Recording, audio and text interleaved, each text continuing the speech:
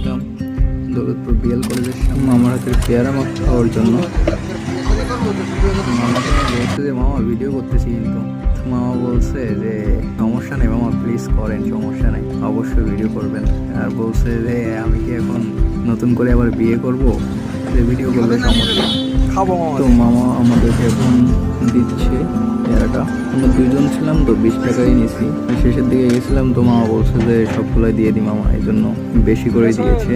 20 টাকার যথেষ্ট পরিমাণ আছে এখানে। তো এবার দেখা যাক কেমন খেতে।